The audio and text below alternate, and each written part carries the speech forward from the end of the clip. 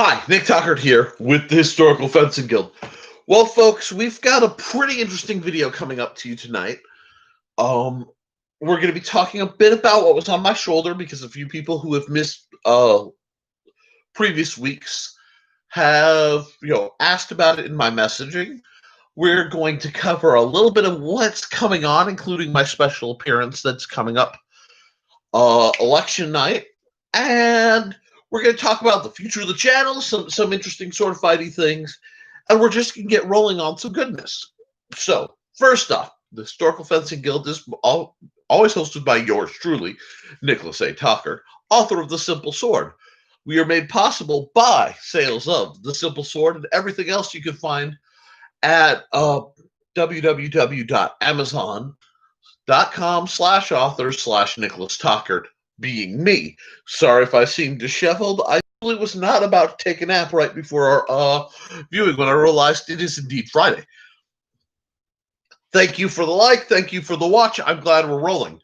Now, before we get any further, sorry, there's a storm coming in and I have some powerful ear pressure. I was asked on my... Well, hello there. We're joined by the lovely Cindy Cap and, of course, the glorious Steve Clausen. Now, we are made possible by our sponsors and, well, my patrons through Patreon and other means, folks like the amazing Cindy Cap. Go to ccap.com and look up her. She's an author. Now, Steve will have other things I want to plug of his, but they're in the works. Also, we have a new supporter. That being, I've been contacted by the proprietor of Swackhammer Metals, who wanted to kick in to help us do what we do and keep it on the screen for you guys.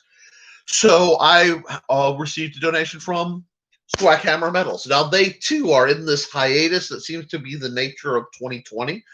But a lot of folks right now are doing really cool things and shuffling and getting into position to do new stuff. And when it breaks, I want to let you guys know about it because a lot of it overlaps the sword community and the oh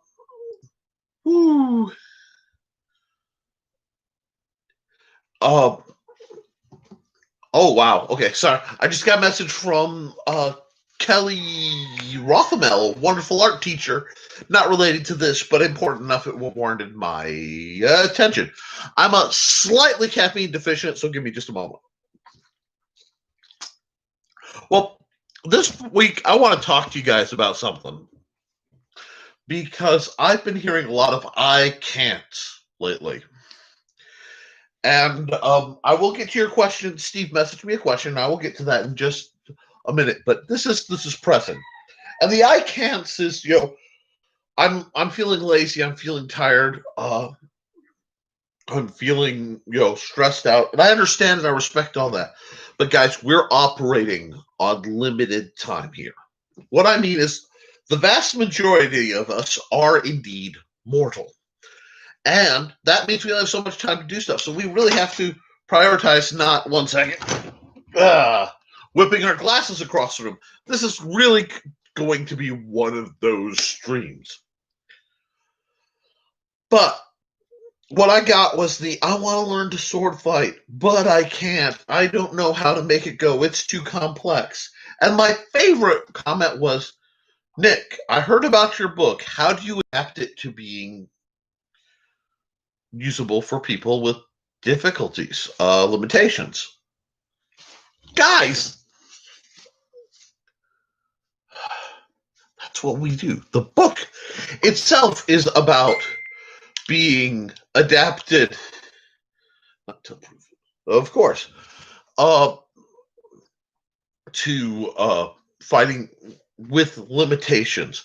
I teach with limitations. I have several ongoing things that hinder and will worsen my capabilities to do things as time progresses. This is background knowledge you guys don't have and you guys don't need to have. But understand that nothing lasts forever as it is, but you can choose, okay? When you're facing the threat of a looming problem, you can choose to surrender, or you guys don't know this, but the Tuckerts, that being my family, have a saying, as long keep charging the enemy as long as there is life, and we tend to. Hello, John. I was just talking about how we're very thankful for Swackhammer Metals' uh, generous donation to the cause, and I'm working on what would be best both for the channel and for my needs with that. So I'm really excited. As soon as you're back, let me know so I can start plugging, because I'd love to see you having a website. John has the capacity, if he has the time and means, to do wonderful custom work, and I'd love to see him do it. But we're looking at a time where people are really feeling it. The pressure of 2020, the isolation, the difficulty has kept us separated from our true selves, from our capabilities, and from our friends and associates and networks. For some, it's been very empowering. A lot of writers I know have really nose to the grindstone pushed through. I have through portions. My problem is I'm never doing just one project. So there's always something in the works. Now, I'm going to go over again, because I was given the list of why I can't. I hate saying it. Can't is a 4-letter word for a reason, folks, and it drives me bonkers. John, what's just one project? Certainly nothing I know about. Anybody who's looked at my in progress works, can't is a dirty word. It's a 4-letter word. That's right. So what I'm saying is, look at what's stopping you. Most of the time, it's motivation or desire. Occasionally, discipline. I'm going to say it. So what are the obstacles? Because obstacles themselves don't stop you. You ceasing to approach those obstacles is where you stop. Don't take away your power so easily. Finances. Okay. We'll start with finances. This is a kind of goofy saber trainer. Okay. This was made out of a $30 piece of HDP. I think less. I think I paid $25. I have to look it up. But I also made a lot of other things, like this guy and a few others. I have trainers that I've shown that have been made out of chunks of HDPE that are only a few cents. Whoops, dropped a trainer. Not to mention the 25-cent trainer. Right here. This was done with simple hand tools, 25 cents worth of wood, and a little bit of like Elmer's wood glue. It can be done with a $1 saw if you have no saw. The point being, if you want to learn to sword fight, the first step is acquire an SSO. What's an SSO, you ask? An SSO is a sword simulating object. That can be one of these guys. It could be, something like this. It can be, let's see, what else do I have? Because you guys, I seem to like when I pull weapons off screen. These, grab a stick, literally anything. As long as it's roughly 2 to 3 feet long, you can grab it comfortably without hurting yourself or others. The options are limitless. Okay, so that's how you get that. Well, what about trading? I don't read Italian. I can't afford the books. And I will be honest, back in the day, if you wanted to get hold of the manuals, they were $50. You'd have to interlibrary loan them, and most people don't even know that a lot of libraries are interconnected where you can do that. But we live in the days of the internet. You can get my book downloaded for like $5. Why? Because I believe the importance of being able to teach a basic sword style to anyone to be more important than me making a lot of money, even though I desperately need the money. Why? Why do I think it's so important? Because there shouldn't be gatekeepers and blockers on income. So you can get that. I can recommend several other. Now, so this is without just simply looking up people who can teach sword fighting manuals. You type it into Google, you'll find these things called PDFs. They're little files. A lot of times they've got things like Tallhofer. Now, or Meyer. You can find a lot of the manuals. They may not be translated, but at least you can see the frames to figure out what they're doing. Or you can buy translations relatively cheap. I will always be a big proponent of Tom Leone's Venetian Rapier into the Sale, into the Sale, the basically translation of Gigante's works. Fabulous book, runs about $20 for a historical manual. Yes, Google and YouTube are your friends.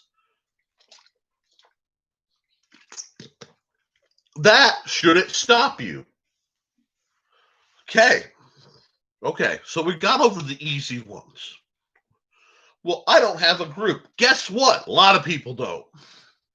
And I'm going to tell you, every single group you hear about started by a couple people going, we don't have a group. Now, you can join a group. There's groups like the SCA. There's formal HEMA groups out there. There's ARMA. I personally will never join ARMA because to join it, you have to sign a contract that says you will not teach outside of ARMA what you learn in ARMA.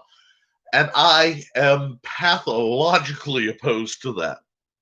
Obviously, I've got in trouble with the SCA for teaching outside of the SCA. I'm okay with that. I realize I won't always be here to do this. So what I've done is I've made my manual, got the catalog of videos. So you can go on this very channel. If you're hearing this rant, you can go back and you'll see videos of me lecturing, you'll see us fighting.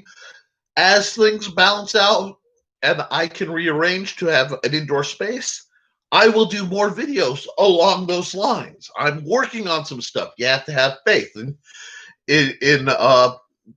well, in your local sword master, you know? That's to support your local sword master. Now let's get to the nitty gritty. I have physical limitations. Okay. I have physical limitations. Many of my students have physical limitations.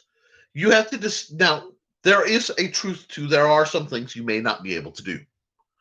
But if you really want to learn, even it barely, what you do, you may have to pick a very low amount. You may only be able to drill, okay? You may not be able to oppose somebody. You may have to fight from a wheelchair. You may have to fight from a walker or from a crutch. You fight. If one hand doesn't work, use the other hand. If both your hands don't work, if you want to, as long as you have arm motion, you can tie the sword to your hand.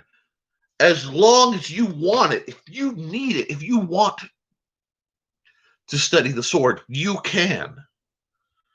There's always an option, folks. And I'm working really hard to try to make sure they're very clear for you. Because time is pressing on us. There's a lot going on. And if we're going to do it, we got to build each other up, build ourselves up, get in a position where we can work on this. So don't let that stop you. Armor. Guys, I've talked about making basic armor before. I still recommend buying a mask. Yes, they are relatively expensive. A lot of times around the $50 line. That is expensive for a lot of us. It may take savings, but you troll eBay. You scrounge, you look around. Options, I really believe, in my heart of hearts, the universe will open up for the person who is truly seeking something. If you truly want the essence of something, it will find a way to you. It may not be how you expect, but you never know. Let the universe work, okay? Put your good intentions out there. And whatever your religious scope is, put it out there. It'll come back to you. Now, you may have to adjust your style. You may have to adjust your approach.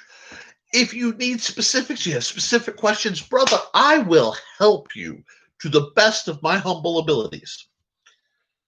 Now, that's a pretty good 15-minute ride. I'm kind of right through that, but I wanted to drive home the point. Do some of my students still not have masks? Some of my students still refuse to wear masks, usually because of the visual parallax from the wiring. I will be in the fairly nearish future, basically when it gets close enough that I have people to participate, be replacing mine because my mask is 15, 20 years old, okay? So, right. And Sydney says, I don't have a mask, but then I don't have anyone to play with, and I'm not likely to smack myself in the head. No, and depending on what you're using, you may not need a full-grade fencing mask. It's not up here, of course. There's mesh airsoft masks. Now, I will recommend if you are thinking to play with somebody. Thank you. Steve Clausen just said, I'm going to donate a couple, yours included. Thank you. There was a time when I would, shamelessly, not shamelessly, but really be like, no, don't, please, you need your money. Guys, hold off. I have to accept that. I said that too when I was learning nunchaku. Yeah. Whew. Wear a cup. Sorry. It's funny that the word nunchaku goes straight to my mind. Please wear a cup if you're training in flail weapons. John knows I'm not a flail weapon guy. I am a control freak when it comes to weapons. So the vast majority of the weapons I lean towards are not flail. That being said, nunchucks are really cool. It's a different kind of coordination that doesn't usually work well with me. Although, that being said, there is one style I've considered picking up, and if my universe works that way, I may just try. That's pretty much the penultimate opposite of what I normally do. I'll let you guys try to quibble out what that is. I like to have some mystery.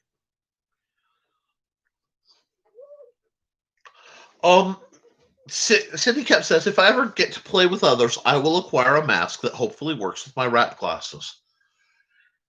In your case, Cindy, you're probably going to be using a light weapon, being a foil or a epee. And I can't remember if you were a foilist or an epeist. Please forgive me.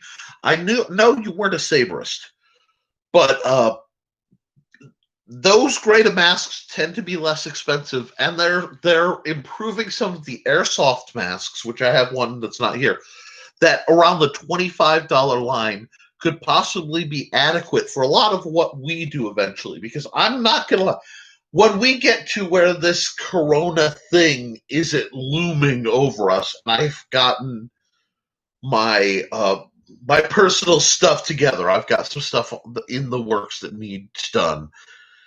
Regardless of my own health or capacity, I plan to try to host guild functions again and a meetup. And that's just part of it. Close. Nice guess there, Steve. Very close. But so we will have stuff. And if you come out here, Cindy, there will be loaner gear. I can always work loaner gear out. I just need to know ahead of time so I can make sure that there's weapon equivalency. When I say weapon equivalency, you want to oppose and train with the same basic kind of weapon. Basically plastic to plastic, steel to steel. And then light to heavy. So you don't want to take a foil like this boing, and really use it against HGP because it will ding up. It will faster than normal wear something like this out. But you also don't want to use something like this against a heavy Schlogger or a heavy rapier blade, because that can break the epic. You want your weapons to be balanced. I still need to find a way to get a hold of Lynn Thompson or something and see if I can't get Cold Steel to make a sword based on their parry dagger. If they could make a sword trainer based on their parry dagger, I'd probably have to buy 10. I did foil, case of rapier, sword and cloak, sword and open hand, and sword and dagger. I borrowed my friend Schlager a couple times, but my wrist only managed it a few times before it was too much out. I understand that. Schlagers have a good amount of weight to them. People have this mythos that arming swords are really, really heavy and rapiers are really, really light. And the fact of the matter is they're much closer in weight, but not in balance, but overall weight to handle.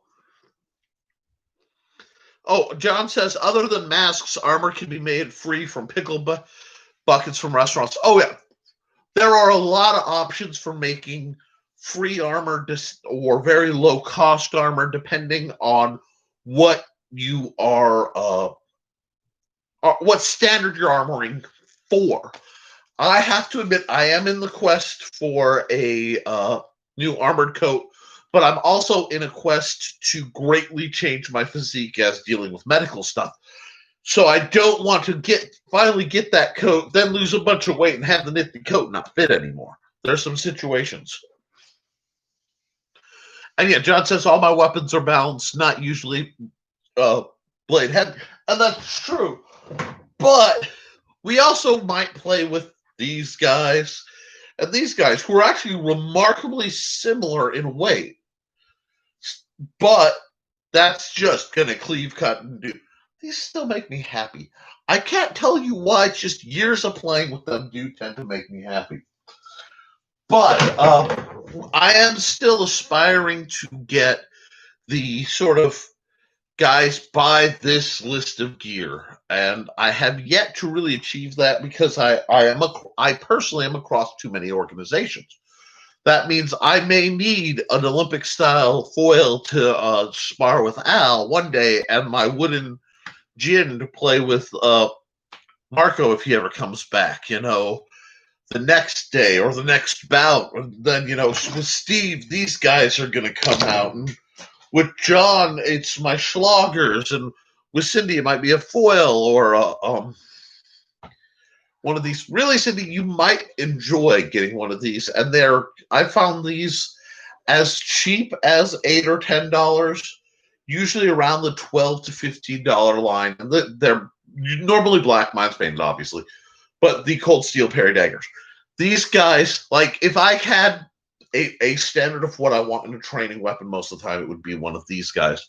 Because it's cheap, it's nearly indestructible, it's light and easily balanced, and this is such a good training aid for teaching offhanded stuff that I can't really sing its praises enough. But I actually have a moment to get into because our good friend Steve Glosson had missed something and he saw my laid-up picture, so he saw the sigh. And yes, on a whim, I made an old-fashioned wibbly boffer sign. I did it with the intention of shooting some videos, but the weather has not cooperated. So we will, at some point, it will either be cold enough but not windy, or rainy, or cloudy enough and not too windy for me to show why these guys aren't my favorite thing to fight with, but for those who want to know how to make them go, because they are make go a bull. It's just, hold on. Wink. Sorry. I'm sitting in an office chair surrounded by trainers, weapons, and other things that make me happy. I do have to juggle them a bit. These guys, which if I were to remake this, I probably would want a bit stronger core just because of the hooking method use of this. I may make an HDPE one. Guys, the comments are here for a reason. If you want to see, that fell down. If you want to see trainers made and tested and ideas for specific weapons, please comment, and I will go through what I have access to, and I'll make toys, and you can see if they work, and if, arrangements can be made for people who are local enough for me to pass them off to you. Because my modified small sword is actually right over there. Let me see. Well, rolling chair is going to drop me. Okay. Modified small sword. Whoops. What is it hung up on? What is that? Oh. A guide to fish.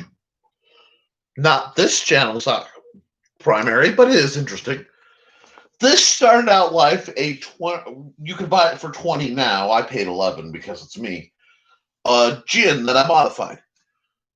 Light, fast. I think even Cindy Kep would be very comfortable handling something like this. Maybe not making it, but comfortable handling it because it is just that light, and it pairs pretty much perfect with one of these. There's actually one of these with a guard I'm not going for that is meant to pair with this. It's a light, fast, easy-to-use style for my damaged wrists and hands. As the nerve damage spreads, adaptions will continue. That's how we make this go. And guys, while I'm on the topic, I want to point out something. This is my mouse. Why would a sword guy mention a mouse? I have nerve damage. I have a mouse that allows me to keep my hand in a natural position. Think in terms of adaptation at all times. If you have an issue, work with it. I don't know how many times and how much time I have spent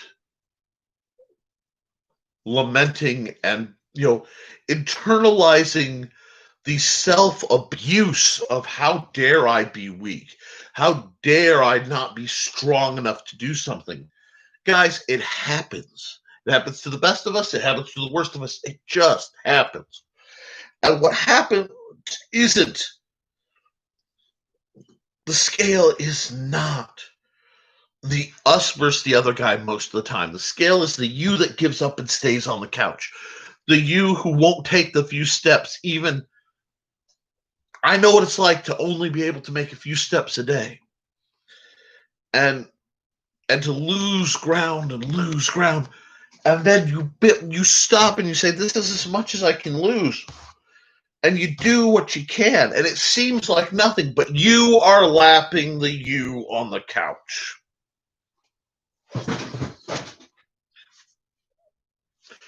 That gesture was off camera, so you don't necessarily know what I just did to the books that decided to go bungee jumping without a cord off the back of my desk. Nah, no one knows. The world will never know. But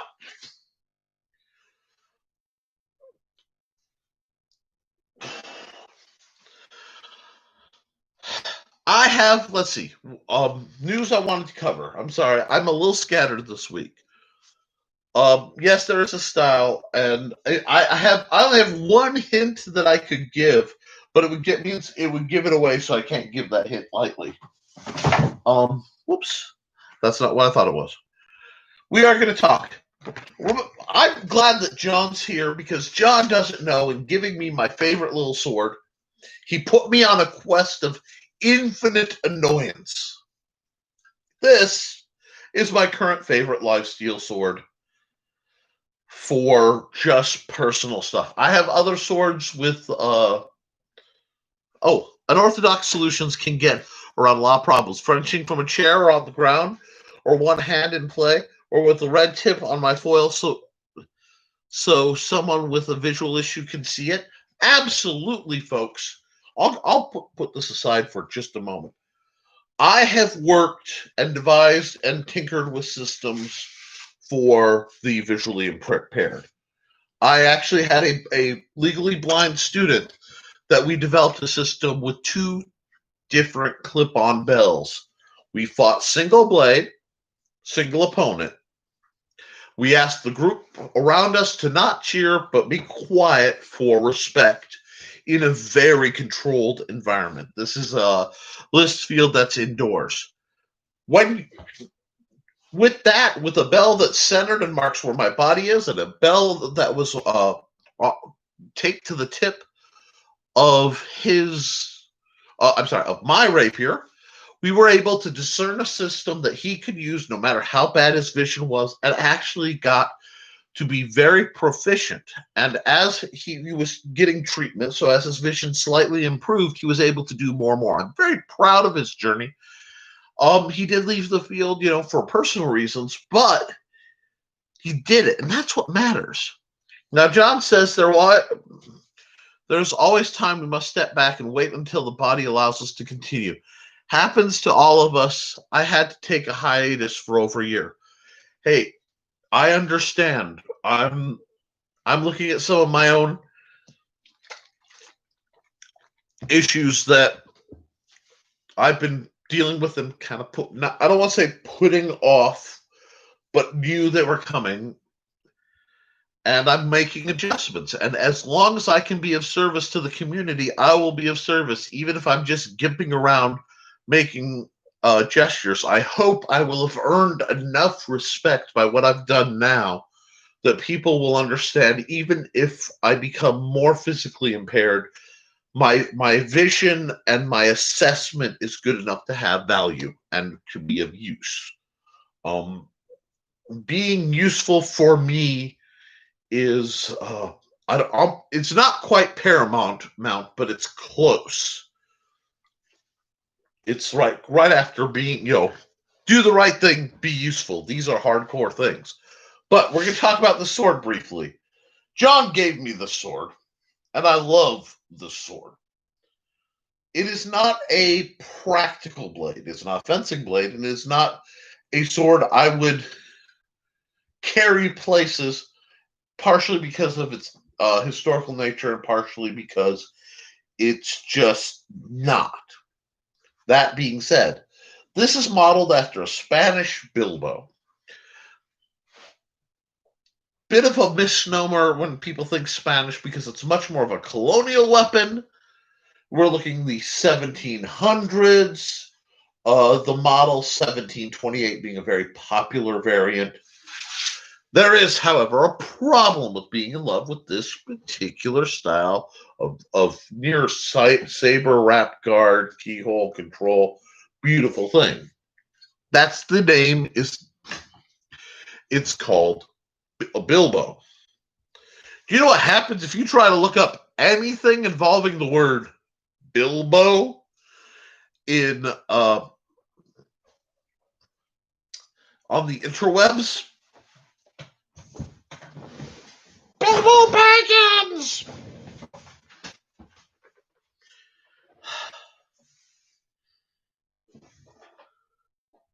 Everything. Laura, you want Bilbo sword, you're going to see Sting. And well, a nice little leaf blade. Whoop. Don't break. Okay, there we go. A nice leaf blade short sword, which is a decent sword for me, is a beautiful thing. It's not what I'm looking for, folks. Now, John had said, plus change what I fight, heavy, light, archery. It's all styles like to keep active. Absolutely. Use what you can use that day. Now, there is a section in the Simple Sword where I talk about, it's just a single page that's put in the cane section because the style itself, in simplifying it, my approach removed grandiose gestures. Now, there are several reasons I did that. I don't teach really fancy flourishes. I don't teach grandiose, over-the-head, false guards, things you see in different styles. I teach a straightforward, centered style. This, smog, this is because it's the easiest to adapt. There's no excess, so you're not burning extra energy. There's no extra stress. It's just enough. We're aiming for efficiency. Now, if you want a more florid style, if you want more prettiness or more elaborate, or you want to train for very specific methods, I can always point people that way. But that doesn't always help. That's not what people want. It's not what people need. They need to be able to take a sword and make it go. And if you do it right, you can take any sword and make it go. Will be the masterful secret art of the hard to pronounceables. No. I don't claim to teach that. I take the title of sword master and at times weapons master because I can teach the use of the weapons. I took those terms because they were neutral of the groups I was in. A teacher is a teacher is a teacher, but we need more basic teachers. You know, there are amazing swordsmen you can throw vast sums of money to get elaborate, in-depth training from. They're few and far between. They're very busy and they're doing things. That's great. But the demand far outweighs the supply. So what do? Well, we need to make basic people, basic swordsmen who can go out and fight, who can attract the eye of more trained individuals and become more trained individuals through their own growth. That's where what I try to do comes in. Now, let's see. I want to make sure. John says change for style, smog. Okay, we haven't got anything there, and we are clear here. Wow, this is going pretty fast. Thank you guys for your patience and tolerance.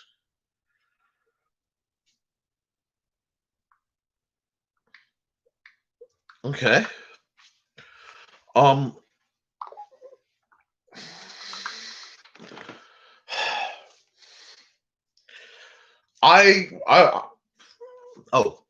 Cane to the front of the shin, pocket knife to the throat. Works. Okay. John says works. Cane to the front of the shin, the pocket knife to the throat. Works not too chivalric, but works for self-defense. Ladies, gentlemen, and everybody who has pronouns I may stammer over. And that's a shot at my speech impediment, not your pronouns. What I'm talking self-defense. Chivalry is right out the window. Okay. If I am having to use force to defend myself, I was trained very early to have a very, very rigid structure for when self-defense or any physical engagement is necessary. When you have overwhelming odds or no other choice. If you don't have overwhelming odds or no other choice, do not engage. Flee, survive. Hard stop. There is no cowardice in fleeing from a superior force if you have that option. If you don't, the only response is a sudden, violent escalation of force. Or perceived force. It gets a little complicated. But it has to not be. It is possible, as John said, pocket knife to the throat. He knows.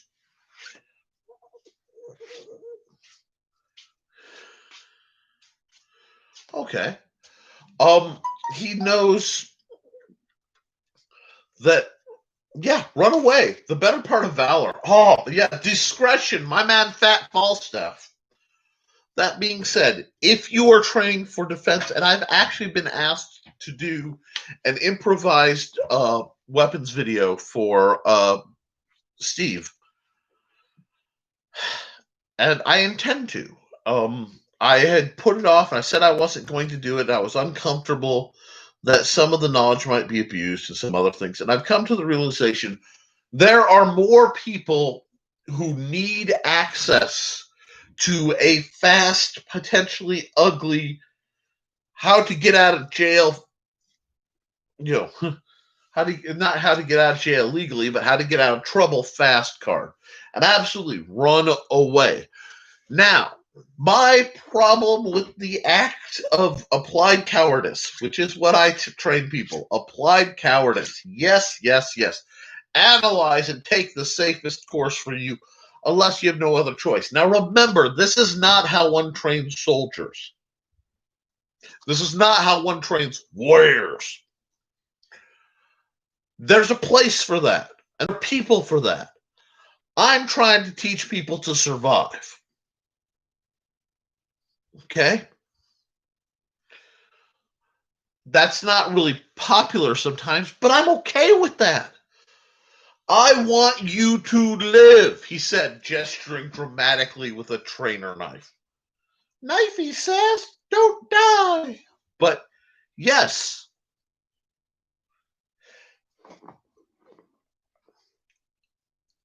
learn. Everything you do, you should understand basically how to do, and it's always better to know how to do it well. What do I mean? If you drive a car, you better know how to drive in winter, how to drive in a snowstorm, how to drive in the fog, when not to drive. If you are carrying a firearm, I expect that you would be going down to the range and firing the firearm. I'd expect that maybe you're taking tactical awareness courses if you lack tactical awareness. Reloading, things like that. If you were planning or you realize you're in a lifestyle situation where weapons aren't going to be permitted, there are places I can't walk with this in America. This, which I am rather annoyed, as you can see, most of the gears have worn off from use. It's almost like I used my knives. This is terrifying in certain cities, certain states. This bright green glow-in-the-dark handled knife is a frightening force of destruction. All tongue-in-cheek aside, this might not be allowed. So that means I might not be able to make it go because I may have to leave it in the car. Can't take it on the plane.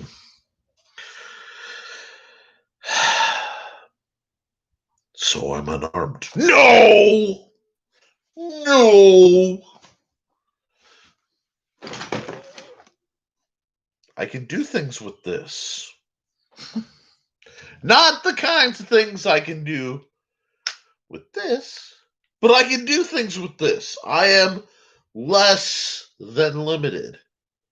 Okay, this is not a weapon until it is. Now, there are such items you can acquire that are designed to do that double duty of purpose, and you have to be careful because they may be more effective, but they also very likely have a legal ramification. Because if I ever so it's a box cutter.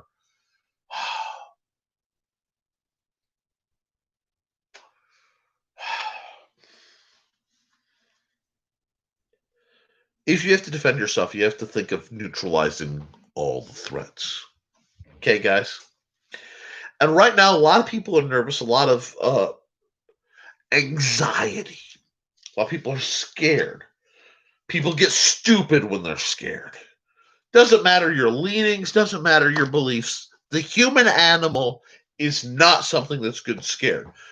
And it's not something that's good to deal with when they are angry.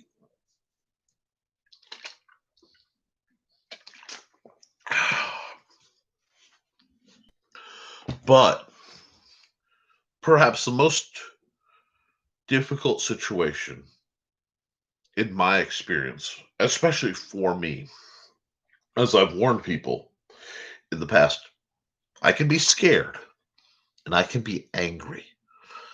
But I never want to be in a situation where I'm both scared and angry. That's bad. That is what you call an atmosphere of reaction. This is a situation where you are pre-stimulated to solve problems. If you ever have to defend yourself, a lot of people think, I'd rather be, how many times have you heard of this? I'd rather be tried by 12 than than carried by 6. Well, that's true. Absolutely, I want to live. But you see, as goofy looking as I am, folks, I'm too pretty for prison. What do I mean? All just aside, understand the laws and the mentality of self-defense, especially in your state and where you are, because it's a very different border by border thing. One almost universal idea is limited response, okay? So when we switch, as John said, from fighting and chivalry,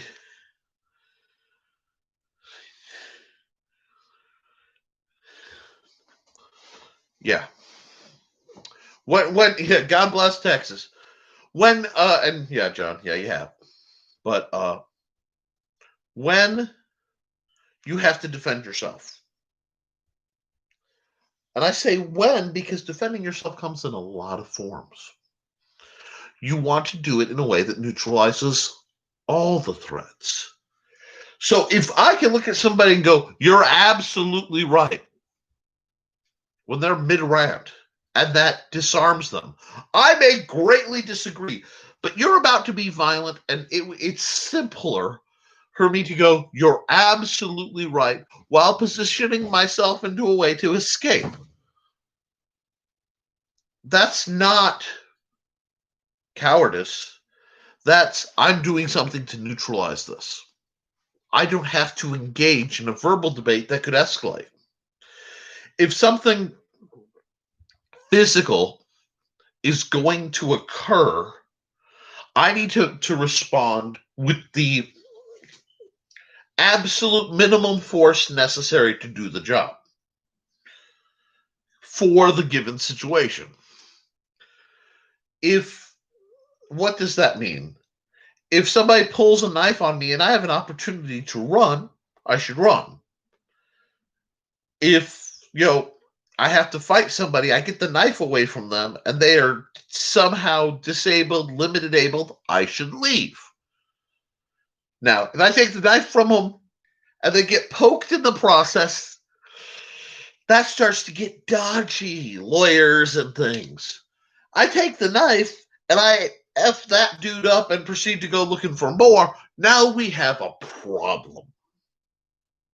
And then the police are going to be a problem. And then other things are going to be a problem. We don't want problems. I'm a simple man. I'm a fat, furry little man who just wants to come home to his wife and his son and maybe play some video games and eat some food that's yummy that may or may not be good for me, read books, do some goofy anime art, help build people up. I don't want to go to jail. I don't want to get cut up or shot or tased or sprayed with chemicals. I don't want any of that. I don't want to get beaten with a stick unless it's consensual on a field. So you have to think a couple steps ahead. But to do that, you have to be self-aware, guys. And a lot of people aren't.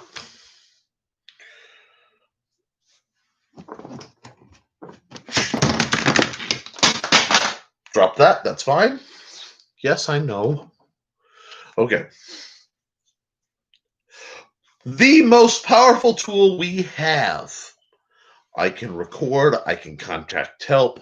I can distract. I can amuse. I can use it as a light. Got a fairly sturdy case. My old case was sturdier solid metal. But if I'm tunnel visioning into this, I'm not seeing the threats out here. I'm not seeing not tracking who may be following me behind, unless I'm using it as a little black mirror to check behind myself. I'm not saying I've done that, but come on, folks, I've done that. Being aware Be tactically aware. Like, let's talk Batman for a second. Batman is tactically aware. His parents, not. Here's a thought. I'm coming back from a movie theater. Do I take the longer route that has people and lights, or do I cut down Crime Alley with the dark shadows and stuff? Guys, do not be white people in a horror movie.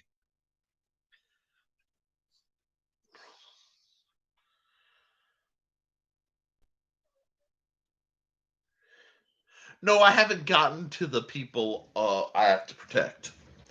Steve makes a point. I swear, due to a glitch, I didn't see that comment before. It requires more thought and action. So we've got some problems, but I'm going to get to that. Now, since they've asked about it, you have people to protect. Let's be honest, I don't go out without my son very often at all. I have my wife, I have my son. My wife is a very formidable woman. I respect her, and I've seen what she can do when properly motivated. But I have a son. He has special needs. It's on me. What does that mean? That means I have to identify the threats long before they come in. I have to think in terms of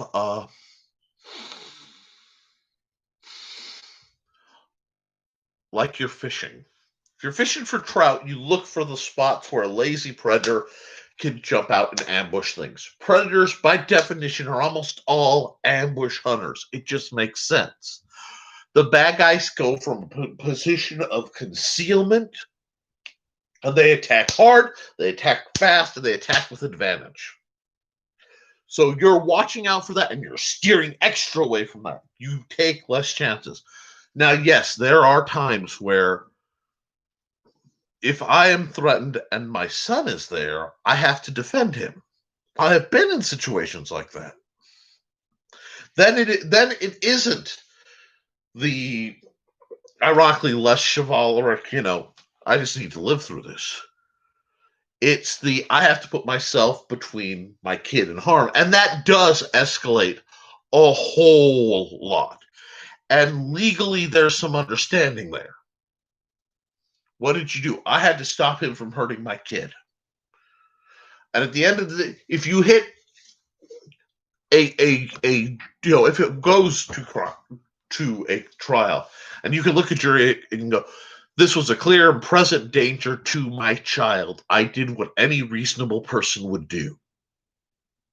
And you believe that, and you did do that, it would be unjust for you to be imprisoned. I'm not saying it won't happen. I'm not saying it doesn't shift, but in my mind, it would be dramatically unjust. Like I said, if some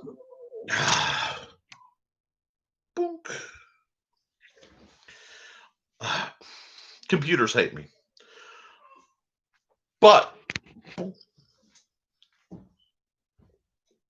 that's that. It's like if somebody's out in the street and they're starting to cause trouble, you can leave. You should leave, especially if you have your kid, because you can't, or someone you're protecting, someone you're looking after. You can't risk you failing and them being more vulnerable with an agitated opponent. It's a different kind of heroism. There are times where you have to take lumps. You have to endure bull. And I've had people standing there just screaming, spitting in my face about things. But at the time, I was escorting somebody, a client, back in my old DSP days when I worked with special needs people, or other situations where sometimes all you could just stand there and let them wail. Because no matter how loud the wind howls, the mountain does not bow. And you have to. You may have to apologize. You may have to be a little grovelly. And, there have been times where I'm sitting here, it's like, people are giving. God, look, I'm sorry. We stepped out. Something happened. I apologize. I don't want trouble. Okay, I'm sorry. I don't want any issue. My body language, if the situation is right, is submissive. Now, there are times where absolutely not. You need to be dominant. You need to be assertive, but you have to watch. Now, you will always see certain gestures. And I'm a big fan of these gestures. Hi. Open hands. Open hands mean I'm unarmed. Open hands out, please. No, I'm not looking for trouble. And a slight step back, gain space. It's real easy. If I do this, what am I doing? I'm fighting. We're fighting. This is a classic kind of boxery stance. If I do, guys, I don't want trouble. What have I lost by opening up my hands? Very little, because I can close them as things happen. I may even have more tactical options with the open hand. But to the person POV on the other side of the lens, I'm not looking for a fight. Okay? Now I'm going to keep my hands out of their reach, and I'm going to create distance. A lot of trouble, create distance. And if you watch the way I fight, I am a defensive swordsman. Now, there are some people who profit by being very aggressive. Jump in the shorts, bam. Great. Great for duels if you're fast and furious, bam. But I don't train for duels. I duel sometimes, okay? We spar. Just to drive some skaters, you're not taking this seriously. No, because we're dressed up in silly clothes with reinforced screen doors over our faces and freaking antennas going whoop, whoop, whoopie, whoopie, whoopie. You know what I mean? No, I'm not taking it that serious. Because if I take it that serious, somebody's throat's getting slit.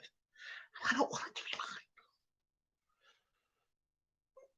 That being said, hey, let's go. Let's get out of the trouble. You make mistakes, but learn, pay attention. Don't make them again. And knowing that comes from, that's why we spar. I need to know my reach. I need to know that here I can't grab something. Here I can touch the screen.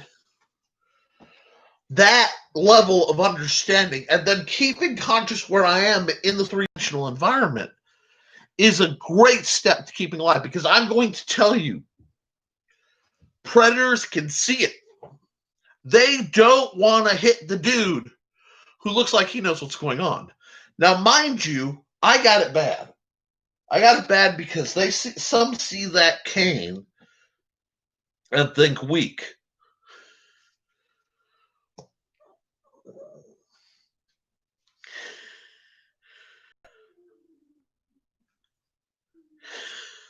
Oh, God.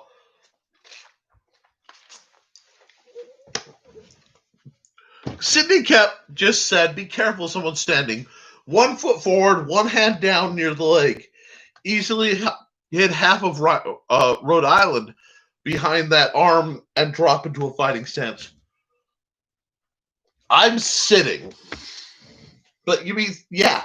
The problem with that is, one, never, ever, ever do that around a cop. Because that's the fastest way to tell a cop. I got in trouble once because I made a social faux pas. My social faux pas was this. There was a loud noise. Okay? Loud noise, bang. Now, if I can be in a position to see a loud noise go off in a crowd of people, I am happy. I'm not happy because I'm taking joy in other people's suffering. I'm happy because that is a sonar ping. How people respond to a sudden noise tells you a lot. And if you see the cop dance is right hand brushes by that thigh as that hit is getting swung back. Left arm comes forward. Watch it. Now, I just met a fella, and I didn't know him well in the SCA. A noise hit. He did that, and I went, how long have you been a cop? I'm not a cop. Actually, he said, I'm not an officer.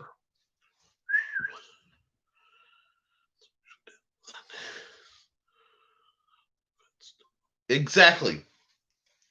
You have to look at the body language. John says hands usually down with antagonists, but not without defense. Well, part of it is, John, you have ungodly reach, so you can do things. Now, watching the body language, we need to study this. We need to study this as swordsmen. And I use that as a gender-neutral term, because some people get upset when I say sword lady or swordswoman.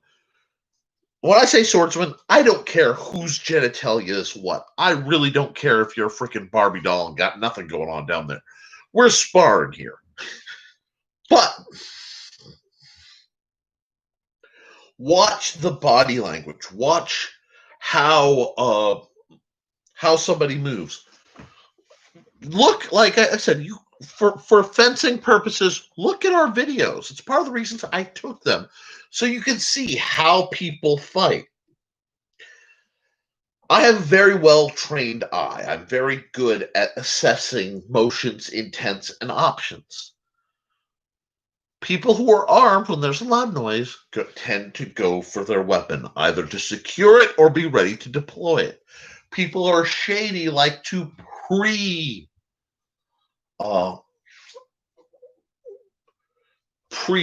They like to set up preload what they're going to do. So what you'll see is the appendix the belly button grab. Guys who are appendix carrying a firearm at the front, like to grab here. Like it's a little low, so let me get you where, okay. They like to grab. You'll see, especially if they're wearing a longer shirt, offhand grabs. Low hand starts going, but the offhand grab is first because they have to clear the shirt to pull the gun. Sword wielders, it gets different because it tells what are they trying to do, what are they gearing up. What they call fencing physical chess, that's because it is. It's going to be about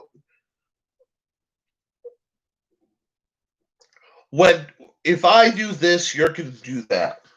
And I have had whole bouts where we stop. And we all know what's going to happen. If I do this, I do that comes. Pop, pop, pop, pop, pop. It's very Sherlockian. Holmesian, probably more accurate. And it is possible to have discussions much like the Holmes-Moriarty fight or the mental bout from Hero. This is one of those things that people assume is a cinematic one, and really, especially for people who fought each other a lot, that is not mythos. That is a thing that can happen where it's like, you do that, you do. It's funny because I have a couple. If I shift it, I do weird things. I have certain students who will just be like, "Nope, I'm breaking off until you take a normal stance again because you're going to do something, and I'm not ready for it." And if you listen to one of my great, I teach this all the time. When in doubt, get the heck out. I'm usually not so clean language on that.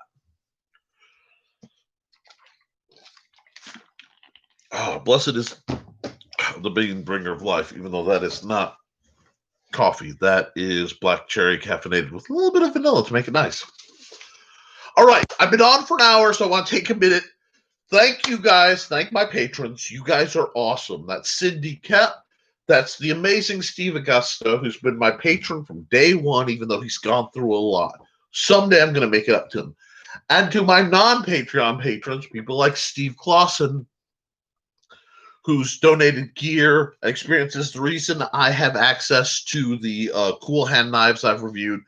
And, of course, to John Miner, who through Swackhammer Metals has made a generous donation that will be put to good use and over the years has helped modify and upgrade my equipment several times. We go way back, and it's really cool to be starting to get back into that groove. I will give you an opening that I want you to take. Why? It's called a feint. Yes.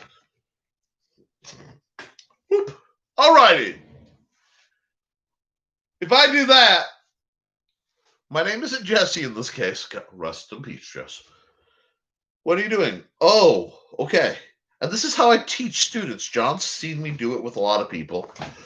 This is a proper guard, pretty much. Let me get, because the camera angle's throwing me off. You see that A-frame? The sword's leading, but I'm moving it up because of the angle. I'm very protected. It takes incredibly minimal to cover my high line. My low line, once we get past the table, boop, is not hard. Golden fiddler crab for days. But if I do that, that's inviting for somebody who doesn't know. Going from here to here just says, oh, his head's open. The shot can angle in. So I'm going to arm you guys again, because I know I've been told you guys get a kick out of the POV weapons stuff. Let me just do that. If I'm here, it's very hard to come in and get me.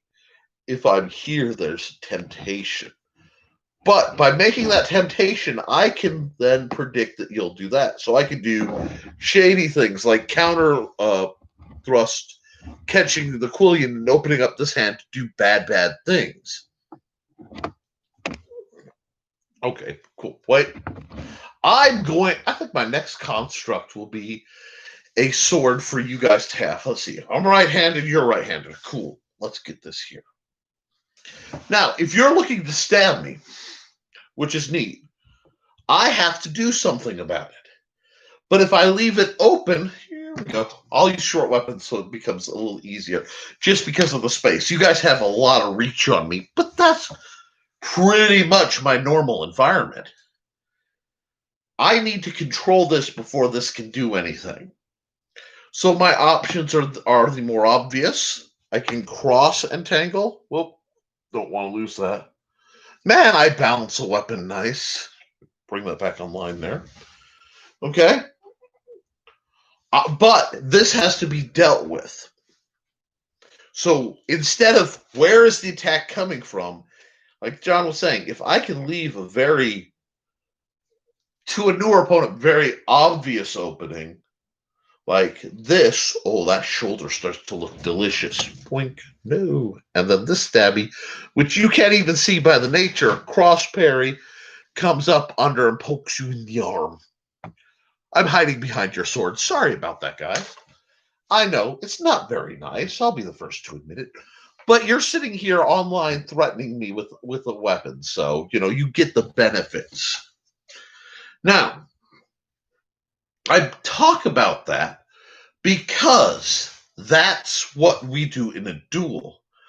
But how often in a street fight or in a self-defense action do people get that mentally engaged? A lot of it depends on who you're fighting and why. Your average street thug wants a fast payback. They want to hit, get their money, and get out. If it's a motivated beating, it's a different situation. This is where you're being attacked because of your race or your situation or your perceived religion or you're wearing the wrong sports fan clothes.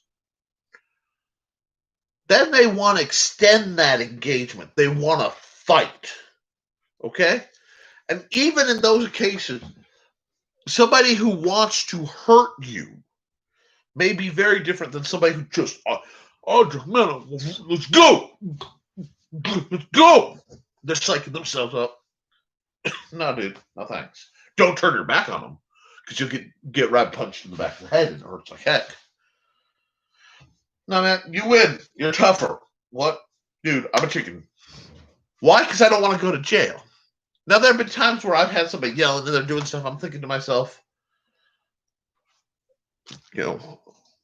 I could do things with this that would be very bad. And having that knowledge is nice. Having that skill set is also convenient. However, the realization, one, of having to do it, there's legal conflicts, there's also long social conflicts. I'm going to tell you, if you ever have to hurt somebody for self-defense, even if they're the bad guy, they're going to remember it. That could create a lasting problem. I'd far rather let my tongue get me out of trouble than let my tongue get me into trouble and let my feet Pete and pony me out. But that's me, and that's real world. When we're sparring, when we're fencing, I'm still methodical. I'm not going to jump in somebody's shorts. Even though, as somebody with limited range who favors shorter weapons, that is a tried and true methodology. I'm not going to do it because that's not who I am. And when you are learning to sword fight, that's something that comes with it. You learn aspects of yourself. Pencil up the left nostril. Eye, ear, nostril. Up under the chin, into the jawbone, into the side of the neck, under the arm, into the wrist. And that's just the rapid thoughts up into the kidney. I don't have to kill you to mess you, give you a very bad day. It's interesting because John mentioned that. I was watching some studies and looking at some guys who do heavy karambit work. They're security contractors, and a lot of them actually carried a aluminum-bladed training karambit, not edge. Why? Because in the process of defending themselves, they did lethal damage to someone, but it didn't stop them as fast as doing non-lethal damage would stop them from doing what they wanted to do. Much more permanent, but in a fight, you look at the studies, you read police reports and interviews. People get stabbed all the time and don't even know it. They just think they got punched because the adrenaline crazy. Yes, John. I told John to jump in their shorts. I told them to jump in their shorts, John, because those marshals didn't know I got around and I listened to them talk all kinds of smack, dirty, underhanded, cowardly discussions about you because of your background as a heavy fighter. And the fact I said get them was because they deserved to be gotten. As Steve Clausen says, that's why I carry both. And there's nothing wrong with that. You know, but know how to make what you use, what you carry, go. Meaning, if I train every day with my rondel dagger in mind, my rondel, stupidity, which is great if you're looking to stake vampires. Rondel dagger style training is good for vampire stakery. That was supposed to be in the video and it got skipped. So you guys get a special thing. Rondel daggers, the one time they make sense. But if you're not carrying the rondel dagger with you, EDC, you're wasting your freaking time. Now, yeah, I have this guy. Can I make this guy go?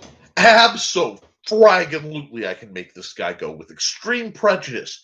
One of the reasons I'm very particular about my knives is I will not carry a knife that I feel I will damage myself using defensively. So all those smooth blades that don't have a pronounced catch to stop my finger from sliding up the edge in combat, I'm not using. Sorry, ain't happening. But I also go everywhere with a 3-foot-long stick because I'm a gimp. And I take that back. I say that, which I know is a slur against handicap, because it's been pointed at me, and I'm taking it, and I'm seizing it, and I'm making it mine so they can't use it as a weapon. Just like that cane. I can take that cane, and I can do things. Yeah, Gerber multi-tool. Why this, though? Well, guys, in the summer, I wear shorts. I used to carry, easy deploy lockbacks. Was a big fan of them. I had a bad habit of either falling out or pulling my pants down. This, I wake up in the morning and two things happen. My glasses come off the hook, go on my face. My neck knife comes off the hook, goes on my neck. So there I am sitting next to my bed, having pulled my scuba snorkel squad mask off. And I've got my glasses so I can clearly see any threat, and a potential solution every freaking day.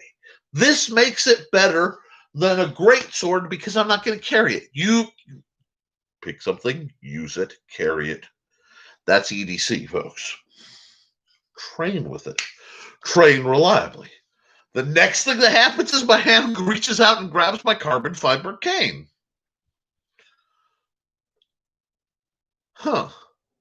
Now, why am I not too worried? Well, because I've spent a significant amount of time in my life training with a roughly 3-foot long cylindrical SSO sword simulating object. I don't think there's a person on this list who is uncomfortable saying that I couldn't make it very unpleasant for someone trying to cause me trouble with a less than ballistic solution with my stick.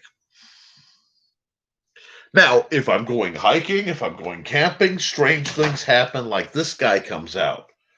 I am debating getting the live steel version of one of these just on the principle I've trained with this dang thing so much. I might just get a carry one, but it is a bit heavy. It's a bit thick. We'll see. And that's why you always want to be practical. Okay?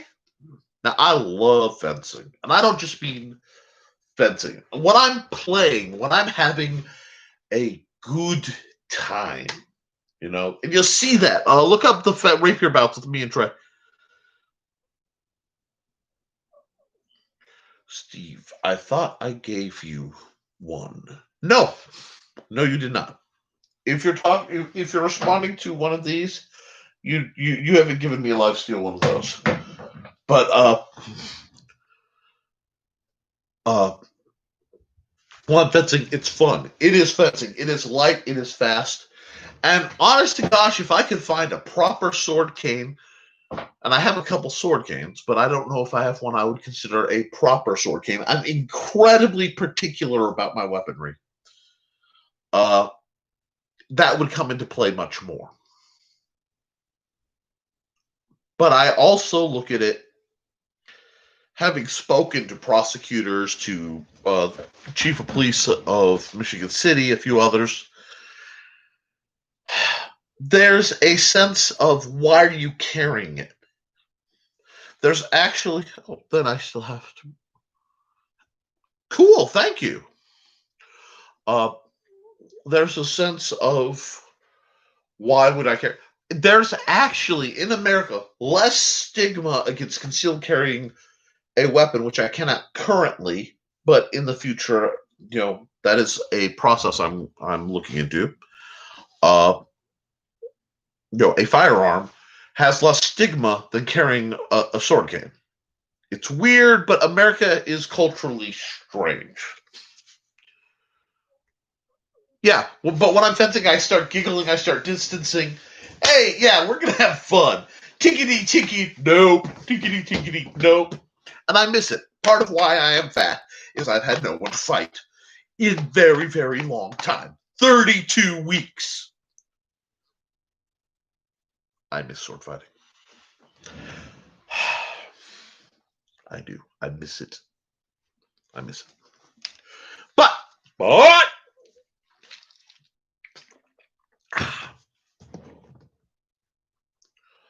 that's not my approach to defense. Defense, and it's why I don't like. I'll talk about, but I don't like. Oh, man, it's a drag because it's not fun for me anymore. That's switching over into okay. I'm gonna. How can I stop somebody without having to kill an MFer from doing something really bad to me and mine. Because I don't want to kill anybody. I'm not saying I won't, I'm saying I don't want to. I understand I will feel bad about it for the rest of my life if I do. And I have enough debt that I don't really want that kind of debt on my spirit. I'll do it out of necessity, but I don't want it if it can be avoided.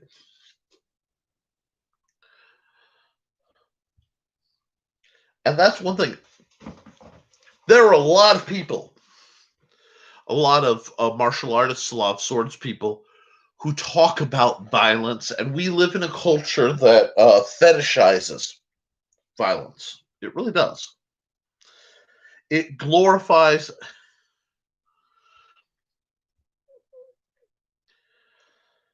Yeah, thank you, Steve. It's one of those I've had to work to avoid at at times, considerable loss and pain. But I'm also, it's not my gig right now, and I hope it never is. And if it is, I'll deal with it. I don't, I know people who have taken lives, and I do not think less of them for it. I understand it's a necessity.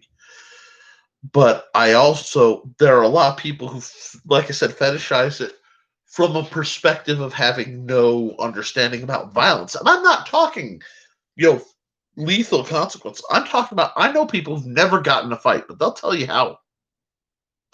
I know people who've never had an unstructured physical exchange. I've been, I've been doing X martial art for X number of years. Great. But they've never had a combat where it wasn't with a ref standing there, and that's just different. It's scarier. People do things. They pull weapons. They do shade. Oh, let me see. Uh,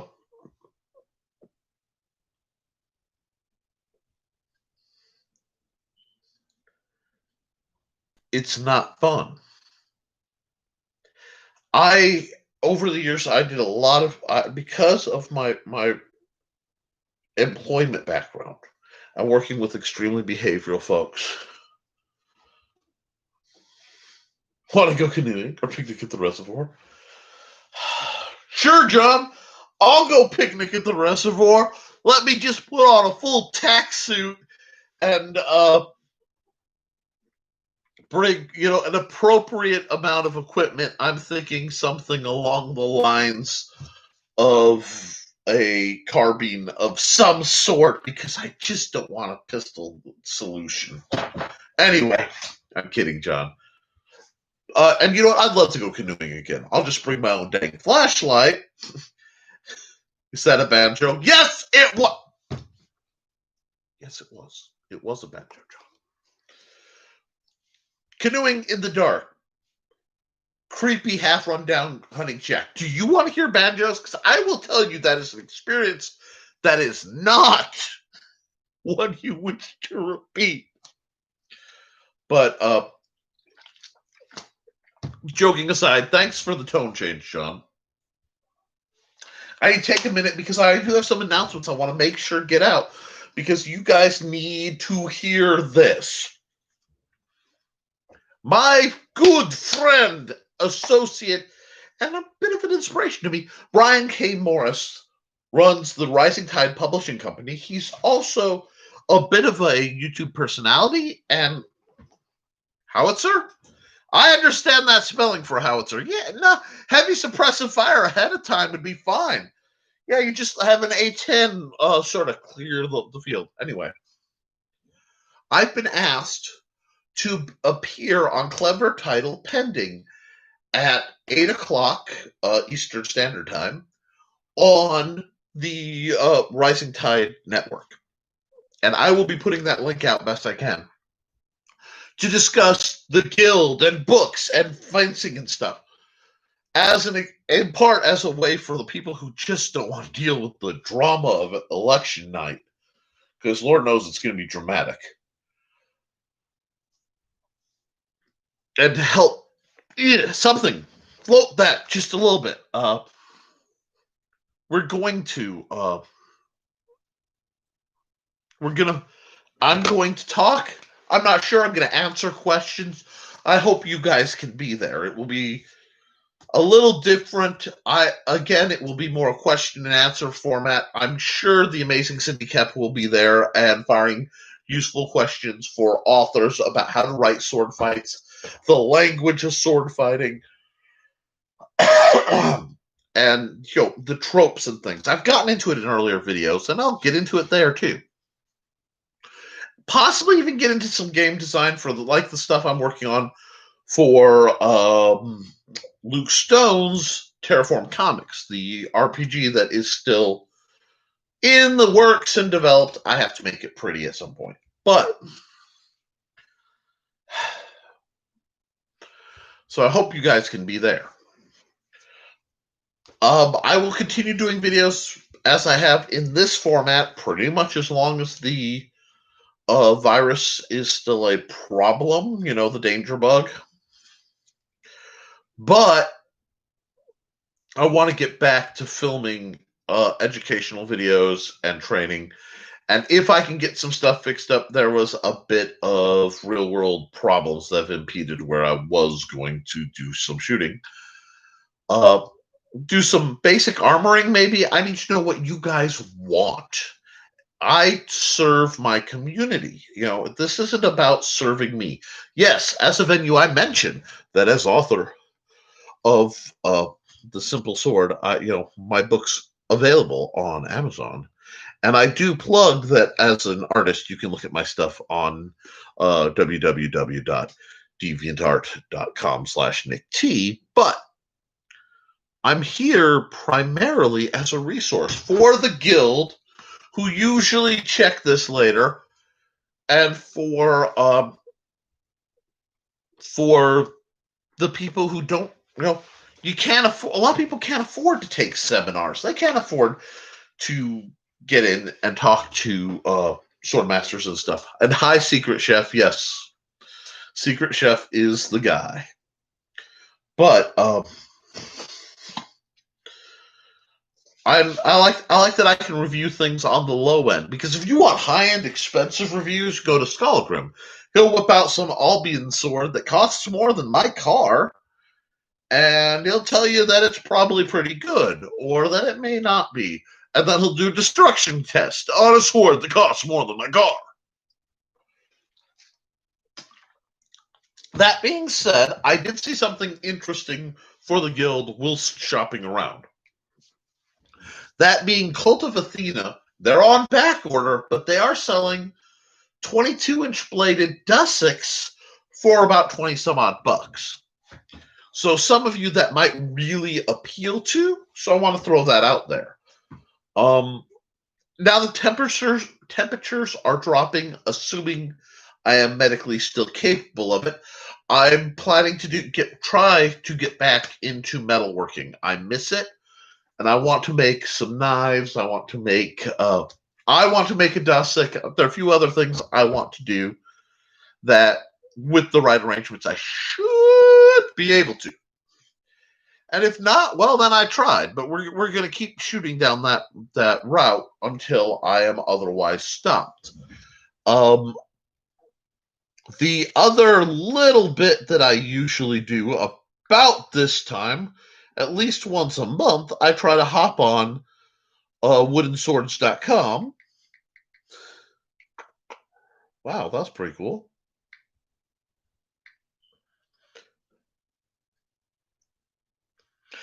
And see their deal of the day.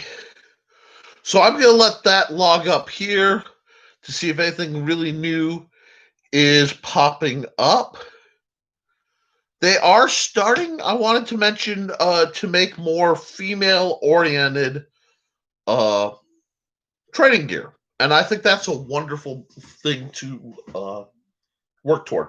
There isn't enough female gear. I hate gatekeepers with a passion, and one thing that a lot of people in our sports have done from the sport side of things and tried to keep women out, and I think that's ridiculous. If a lady wants to learn to sword fight, I will treat her exactly like I would a dude. Yeah, pretty much. And if anybody says, well, what about the inappropriate humor? You don't know me very well because that goes right there too. I am an equal opportunity pain in the derriere. It's part of my charm. Uh, that comment might come back to bite me, but that's okay. What's the internet but a log of regrets and failures? No, what is a man but a miserable pile of secrets? Crash. Okay. How about you? Now that I've been really all over the place tonight, uh, I don't see anything really spanky on Purple Heart, but I do like to check. Now, I was asked, why do I lean toward Purple Heart instead of Black Fencer through South Coast Swords? Because I support American-made companies first whenever possible.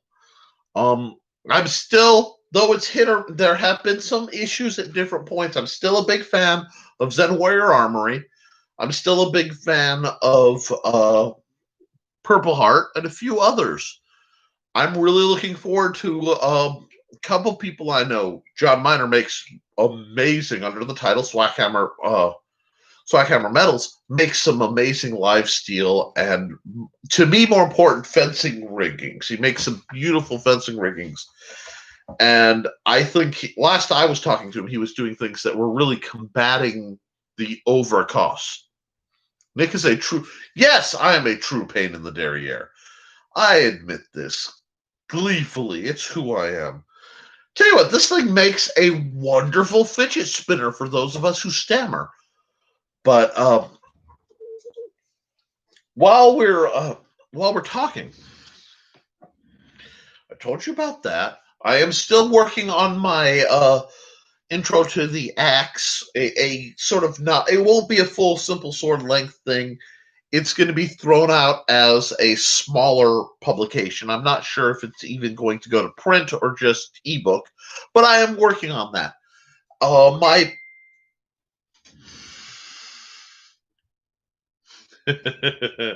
my patrons,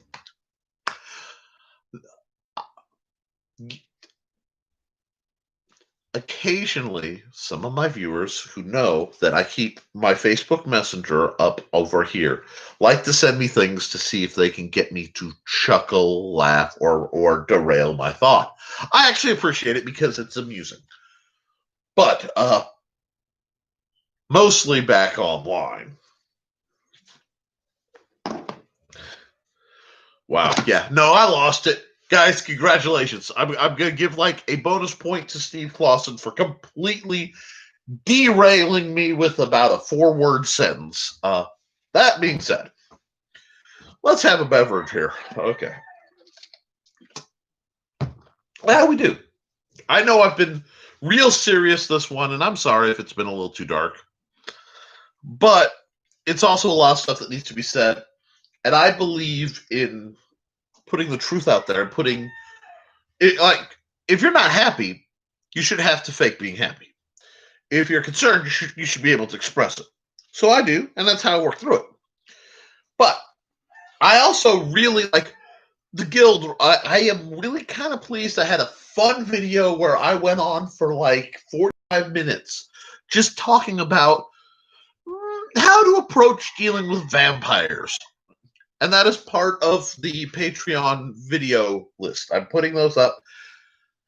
I'll probably release the ones as they come, once they come in a couple weeks for, the viewers, because, guys, I do love you.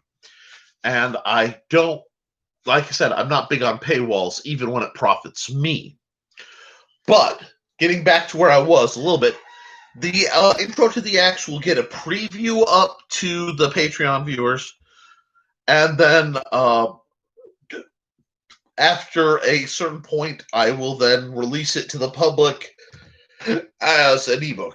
The vampire one. Thank you. I'm glad Cindy Kemp actually got to see the vampire one. Cindy, since all four, the Steve and John do not support through Patreon for their own reasons. but they will be privy to things because they just don't want to use that format. If you guys want, I can send you links and stuff. PM me because you guys do deserve to see that. You're just not using the format. Those who do, like Cindy and the amazing Steve Augusto, get to see this. What do you want next? Do you want? I was leaning toward lycanthropy. I think dealing with werewolves would be a fun top. If you're happy and you know it, be like Nick. Whee! But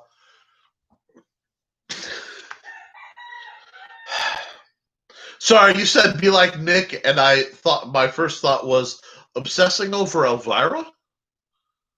Okay, well, Elvira and Dolly Parton both make me happy. I should say I'm a terrible human being for that, but it just means I have good taste. That being said, I'm planning to shoot probably this weekend the lycanthrope one. I am likely to do one on the Fae that will be very dubious because the Fae are not to be messed with.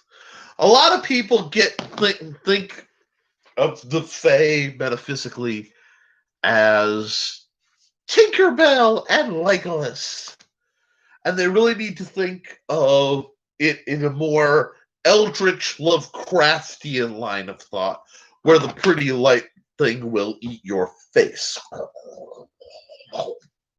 And do not try to comprehend logics of immortal, undying, quasi-elemental intelligences. Just saying! That's not disrespect, that's honest assessment. But I want to do that, and I'll probably top ghost or spiritual type defense. Not many people can say they punch ghosts, but some of us here can.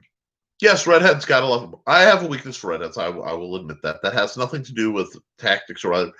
Furthermore, I will state that redhead is a mentality, a mindset, and a persona, not necessarily a hair color.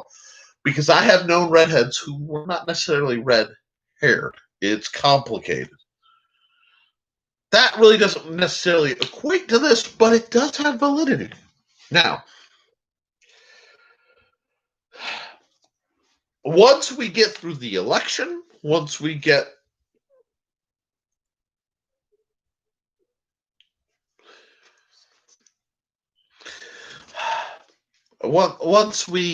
get through the stuff, I want to talk a bit about Patton, George S. Patton, General, but more important at this point, the Lieutenant Patton, who talked about sabers that look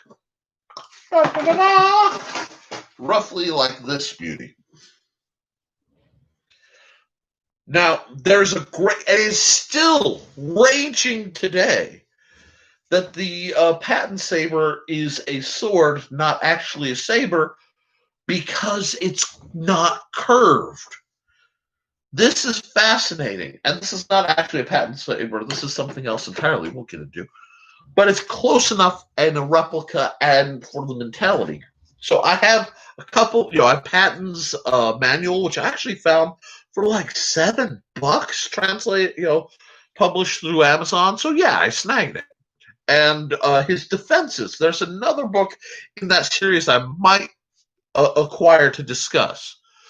But so I want to get into that and play with some of the slightly more modern swords, not only trying to find an excuse to lean more towards these beauties, but because I think one of the benefits of me not being in a particular organization is when I say Western historical swords, historical fencing guild, historical swords, anything that was drilled with. At some point, people used training versions of Patton's saber to train. He has a whole manual. It's elaborate. It's there are some surprisingly amusing to me angles. George Washington's side sword, absolutely. George Washington's side sword is fascinating. as a historian, as a tinkerer. I don't want to say full engineer because my maths aren't always there, but I'm sort of this dabbling, tinkering madman. I love periods of transition. So you'll see things like, gosh, help me when I try to say it. The Colmarsh, the transitional rapier from an arming sword, where it's very wide at the back, or where you have weapons that transition from the rapier period into the small swords. These are elegant. Spadroons is a concept because people, lords and noblemen were trained on foils, so they needed a weapon that handled like what they know. That's interesting to me. The Americans are odd. We are very much the first major culture to identify gun more than sword. The sword is much less about a piece of the American culture. We had them, we trained in them, but very few were truly American. They were French or Spanish or Italian or German. People do not talk about German swordsmanship nearly enough. But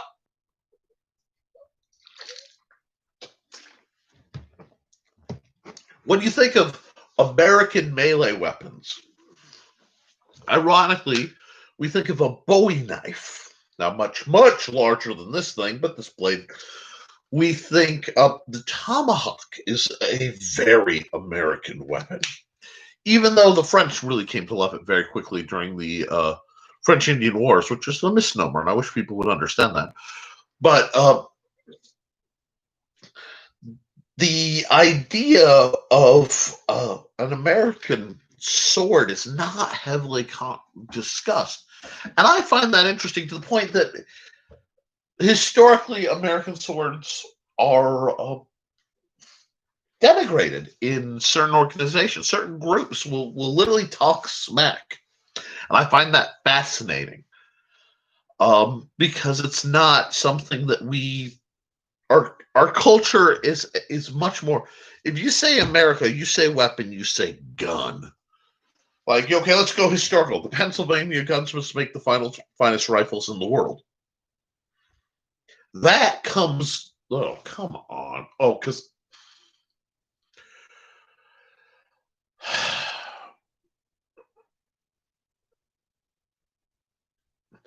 I don't know if you're still seeing me. Okay, I don't know if I blinked out. I got the your connection is unstable. I used the G word. Now, I am not in any way, shape, or form paid by YouTube. YouTube does not reimburse me. I get no money back. Bubkiss. But they really, really dislike the G word. 3-letter, freedom pellet dispensers cause problems, even at this limited level. For it to balance. We have a fairly sizable storm going on. Bayonets. Now you take the shotgun bayonet of World War I, and you have something that I find beautiful and elegant in its simplicity. I have, in the years past, been told, Nick, with the swords you like, why don't you buy a replica Armed Force saber? The replica sword of the Army, Navy, Air Force. I'm not really fond of the Air Force sword. Sorry. Just not fond of it. Etc. Or the CSA, the Confederate States of America. Well, since I don't fly flags of forces that lost, I don't lean towards those. And I am. It's funny. I have a lot of very hard hangups, and one thing that will always set my teeth on edge is stolen valor. I don't want to be even in the same continent as Stolen Valor. Um, to the point, Steve and I have a long-standing joke kind of thing about me opposing Stolen Valor with a passion that I'm not going to discuss because there's plotting there. But yes, roboting. I'm sorry about that, Cindy. I tried to keep on topic and interesting and functional.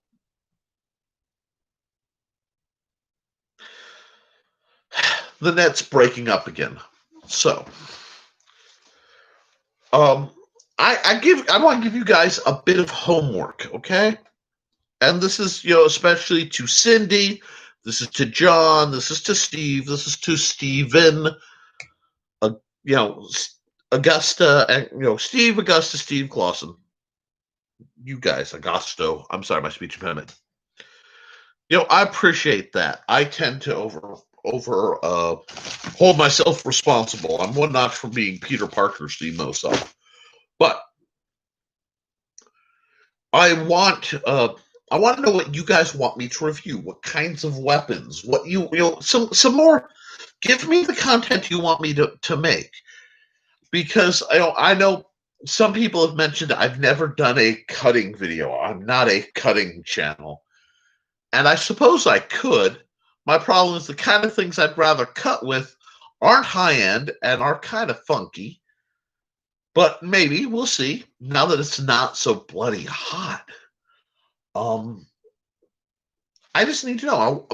This is meant to be a service. I originally started this particular live stream 32 weeks ago because we couldn't have guild practices, and I wanted to be able to reach out to the active guild members to provide a forum where we could discuss, plot, update, keep in touch. And it's sort of grown into what this is right now, a interesting discussion on morality and weaponry and training techniques and industry and succubi and whatever else comes up. So please, the more content, more you give me, the more I can give you back. I'm kind of an amplifier that way.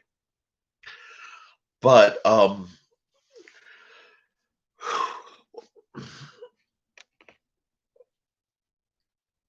sorry. Technical warnings are coming up. Let's see what we have on the old messenger, because it's starting to give me flack too. Let's see. Boom.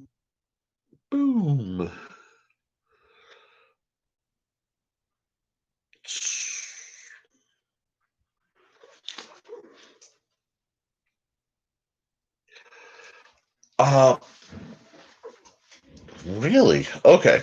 There are some new shields coming out. I forgot to mention that. I'm not sure how the pricing of a synthetic shield that's 24 inches just seems, but riot shields have fallen out of popularity. Now, there is some talk, for those of us who are interested, that because of certain legal changes, there may be a bit of a upcoming market for gently used riot gear, like riot shields and stuff, that could be obviously afforded to our purposes. I do not currently have the connections to get into such auctions and stuff, but it's something I will be keeping an eye out for, and you should too. A lot of what we do can be done cheaply. Donation to our cause that I will put to very good use. I'm just trying to pick the right use. I want to thank Steve Clausen for his continual support. Cindy Kep is like the best cheerleader I have had since that I'm like not related to. You know what I'm saying? And just amazing. She's always helping plug me on other things. Building the grandson of bug out bags. Okay, John wants to talk about in the future bug out bags. Interesting topic. We have some people who can talk from a position of authority better than mine. I do have one other very off topic but fascinating bit of acquisition being the primitive technology, essentially textbook. For those of you who don't know, Primitive Technology is a YouTube channel where basically they show how, that you talk about being bombed back to the Stone Ages. Well, how do you build up through the Stone Ages? And they basically cover Stone Age technologies, how to make your own pottery, how to make your own housing, farming techniques from the I'm in the woods barefoot kind of mentality. It's fascinating. The book is fascinating. The channel's fascinating. It's one of those things I quite enjoy, and has a if you turn the captions off, it's very soothing ASMR kind of thing where it's just making stuff. I enjoy it. My goal has always been personally I always want to have the kind of skills where if you drop me in the middle of nowhere, by the time they find me, I have a Taj Mahal built and I'm sitting, fat and happy, fat, dumb, and happy. That is the goal in that sort of thing. Because I am a fat civilian. I accept that. So I like fat civilian skill sets. But I'm also a swordsman, a sword master, and I think we all can be. We need to be our own heroes, especially in this day and age. We have to be there for those who can't. And that's what we're trying to aim for. That's the skill sets we want. That's the being better than we are. Because maybe we'll do it for ourselves, but a lot of us are inclined, we're not doing it for ourselves. We have to get better for those we love, those we help, those we protect, and those who protect us. We want to remove burdens and escape, perhaps, the burden of unnecessary stress born from forces we can't control. And I hope for a couple hours a week anyway, so you guys get to escape from that or deal with it in a stance where you can, fight back. Imagination is a weapon in the battle for our soul, so eloquently said by Michael Encore. And I'm trying to just hone that edge just a little bit. So, if you like what I'm doing, please subscribe. Hit the like button. It looks like you guys have, but if you haven't, hit the like button. Share this, share this on Facebook. Share this on your Instagram or Twitter or whatever. Share this around to people who you think can help. Remember, I'm here to answer your questions. So any questions you have, voice them and encourage others too. I want to build us up. So we need people who are acting as forces of cohesion and elevation. I tell people, I was asked to describe myself, I'm a footstool. If I can help you reach just a little bit, if I can go here, step and get just a little higher than me, that's fine. We live in a world where people say they want the best for you as long as you're not better than they are. I am okay with you being better than I am. When I teach people, my primary first goal after safety and fun is beat me. Be good enough to beat me. That means you paid attention, and we need that. Now, if you want to learn, I am really proud of the Simple Sword. It took me 15 years to write it. It is concise. It is elegant. It has stick figures.